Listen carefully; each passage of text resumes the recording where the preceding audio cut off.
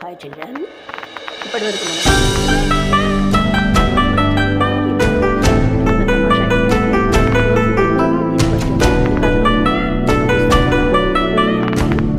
ఐదేళ్ల చింటూకి వాళ్ళమ్మ ముద్దుగా సిసింద్రి అని పేరు పెట్టింది. ఎందుకంటే 2 ఏళ్లకే వసపిట్టల బోల్డ్ కబుర్లు చెప్పాడు. డాడీ అభి మాత్రం వాడు అడిగిన ప్రశ్నలకు జవాబు చెప్పలేనప్పుడల్లా అబ్బా ఇప్పుడు పెద్ద క్వశ్చన్ బ్యాంక్ అంటూ విసుక్కునేవాడు. 3 ఏళ్ల వయసులో ఓ చిన్న తమాషా జరిగిందరా. ఒకరోజు చింటూ బొమ్మకారుతో ఆడుకుంటూ ఉండగా వాళ్ళ డాడీ ఫ్రెండ్ రవి వచ్చి రబ్బర్ బంతిలా ముద్దుగా ఉన్నవాడిని చూసి ముచ్చటపడుతూ దగ్గరికి వచ్చి, ఓంతి నాన్న ఆలుకుంటున్నావా, ఆమ్ తిన్నావా, దాది ఏం చేస్తున్నారు అని అడిగాడు. చింటూ కిలకిలా నవ్వుతూ, ఏంటంకుల్ ఇంత పెద్ద అయినా మీకు సరిగ్గా మాటలు రావడం లేదు, రోజు తేనె నాకితే బాగా మాటలు వస్తాయి అని మా నాన్నమ్మ చెప్పింది, మీరు ఆ పని చేయండి అని సలహా ఇచ్చాడు. అతడు కంగుతిని చూస్తుంటే అభి వచ్చి, ఈ వెధవ ఎప్పుడు ఇంతేరా, పిట్ట కొంచెం కొతగనం, టేక్ ఇట్ ఈజీ అంటూ సర్ది చెప్పాడు. ఎల్కేజీలో చేరాక ఒకరోజు హాల్లో కూర్చొని హోంవర్క్ చేసుకుంటూ ఉండగా తండ్రి భార్యను పిలిచి, ఏంటి చేసి పూజ గదిలో ఎప్పుడు దేవుళ్లకు నైవేద్యాలు పెట్టడం తప్ప నీ పతి దేవుడికి టిఫిన్ పెట్టేది లేదా అంటూ చిరాకు పడ్డాడు.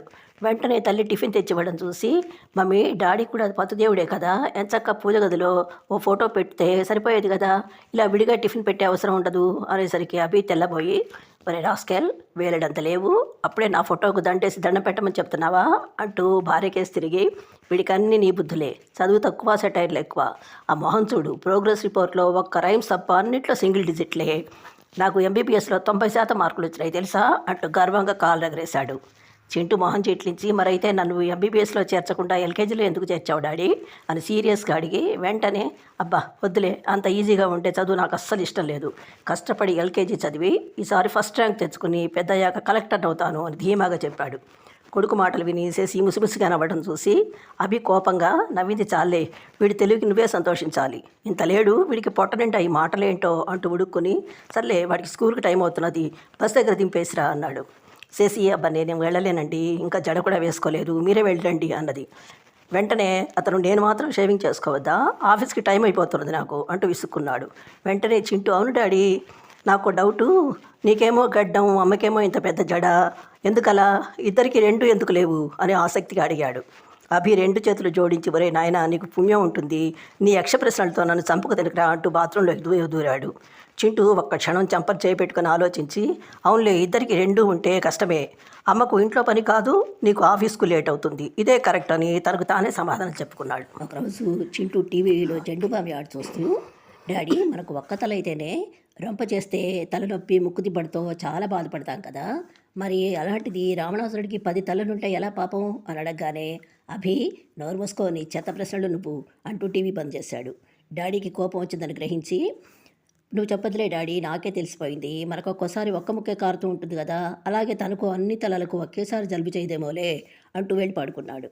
3వ క్లాస్ చదువుతుండగా తెలుగు మాస్టారు, అనగననగ రాగమతిశయించుచునుండు, తినగ తినగ వేము తీయనుండు, సాధనమున పనులు సమకూరు ధరలోన విశ్వదాభిరామ వినురవేమ అని పద్యం చెప్పి, పాడగా పాడగా రాగం చక్కగా సాగుతుంది, తినగా తినగా వేపకాయ కూడా తీయగానే ఉంటుంది, ఏదైనా కష్టపడి సాధన చేస్తేనే అని పద్యం భావం చెప్పగానే చింటూ లేచి నిలబడి, సార్ తినగా తినగా వేపకాయ తీయగా అయితే మరి తీయడి చాక్లెట్లు చేదైపోతుందా అని అడిగాడు. మాస్టారు బిత్తరపోయి చూడటం చూసి, అర్థమైంది సార్, రోజు తినకుండా అప్పుడప్పుడు తింటే చాక్లెట్లు చేదు కావు, తీయగానే ఉంటాయి అని చెప్పాడు. మాస్టారు బతుకు జీవుడాన్ని క్లాసులోంచి వెళ్ళిపోయాడు. ఇలా ఇంట్లో మమ్మీని, డాడీని, స్కూల్లో టీచర్స్ని, ఫ్రెండ్స్ని బుర్రలో తలెత్తిన ప్రశ్నలన్నీ అడుగుతూ వాటి జవాబులు రాబట్టుకుంటూ మెల్లగా చదువు పూర్తి చేసి సివిల్స్లో నంబర్ 1గా నిలిచాడరా. చైతన్య ఐఏఎస్గా కలెక్టర్ జాబ్ సాధించగలిగాడు. ఇప్పుడు అతన్ని చూసి మమ్మీ డాడీ ఎంతో మురిసిపోతున్నారు. గడుగా అంటూ చిరాకు పడ్డ టీచర్సు చైతన్య మా స్టూడెంట్ అని గర్వంగా చెప్పుకుంటారు.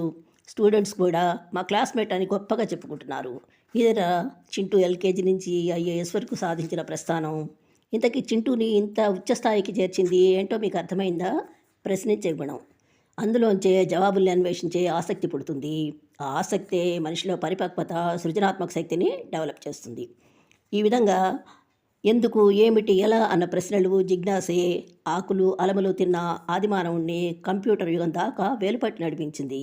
కాబట్టి మీరు ప్రశ్నించడం నేర్చుకోండి, మెదడుకు పదులు పెట్టి జవాబులు రాబట్టుకోండి. అప్పుడే భవిష్యత్తులో మీరు ఉన్నత శిఖరాల్ని చేరుకోగలుగుతారు. ఈ విషయం మీరందరూ బాగా గుర్తుపెట్టుకోవాలి. సరేనా? రేపు ఇంకో మంచి కథతో మేము ఉంటాను. బాయ్.